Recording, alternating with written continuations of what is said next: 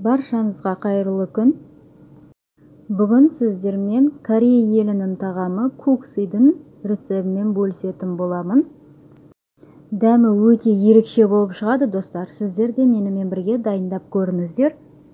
Ең алдымен етімізді ұзынша етіп турап дайындап алатын боламыз. Достар, менің каналымды көбіне тіркелусіз қаралып жүрген екен. Тіркеліп қоюды ұмытпаңыздар. Менің қазақша контентті каналымды қолдап кетіңіздер. Осылай видеодағыдай ұзынша етіп турап алатын боламыз. Ендігі кезекте маринадымызға сарымсақ қажет болады. Оны уақтап турап етімізге қосатын боламыз. Барлық қажетті заттарды описание бөліміне толықтай жазып қоятын боламын. Сарымсағымызды салып болдық. Енді оның үстіне соя соусын 3 қасығын қосатын боламыз. 1 шай қасық уксусты қосамыз. Және дәміне қарай тұзын, бұрышын, қызыл бұрыштан қосып, маринадтап қойып қоятын боламыз. Достар, сіздер де дайындап көріңіздер. Дәмі өте ерекше, дәмді болып шығады. Ас үйіңізге ерекшелік беріп тұратыны сөзсіз.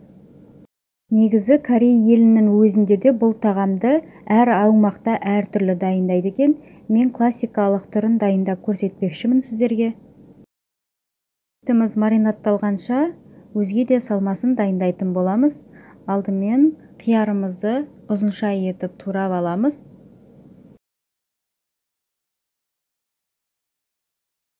Туралған қиярымыздың үстіне 1 шай қасық тұзын қосып, маринадтап қойып қоямыз суы шыққанша. Көк жуамызды да уақтап туралап, ыдысымызға салып қоятын боламыз.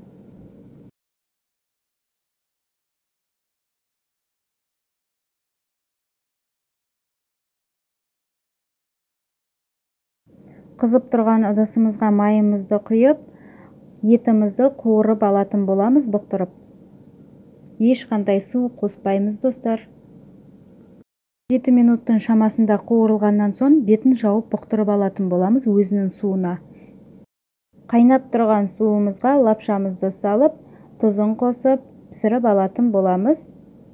Өзіңізге ұнаған лапша түрін таңдай берсеңіздер болады.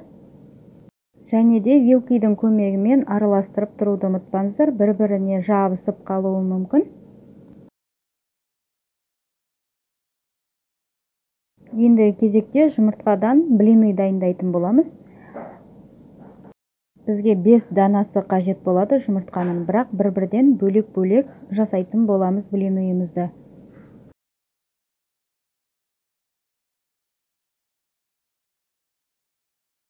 Ыдысымызға майымызды құйып, қыздырып алғаннан кейін ғана жұмыртқаны құйып, блиныйымызды дайындап аламыз.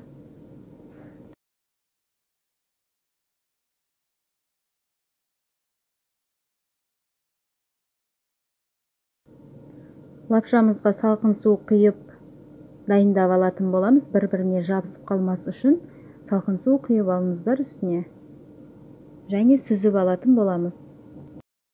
Енді тағамымыздың үстіне құятын тұздығын дайындайтын боламыз. Ол үшін қайнап тұрған суымызға 4 ас қасықпен соя тұздығын құямыз. Және де 1 шай қасықпен уксусымызды құйып, 1 шай қасық тұзымызды, 1 ас қасық қантымызды қосып араластырып аламыз. Қызанақтарымызды да видеодағыдай ұзынша етіп турап алып, тұздығымызға қосатын боламыз.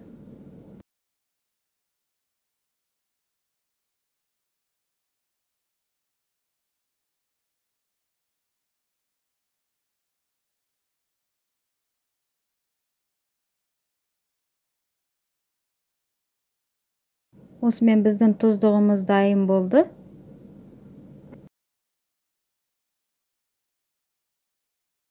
Ендігі кезекте бағана дайындап алған құймақтарымызды бір-біріне орап, осындай етіп кесіп дайындап алатын боламыз видеодағыдай. Керекті заттарды дайындап болдық. Енді ыдысымызға алма-кезек салып жинақтайтын боламыз. Ең алдымен астына лапшамызды салып аламыз. Видеода барлығы өте керемет түсіндіріліп, жақсы салынған. Қарап шығыңыздар.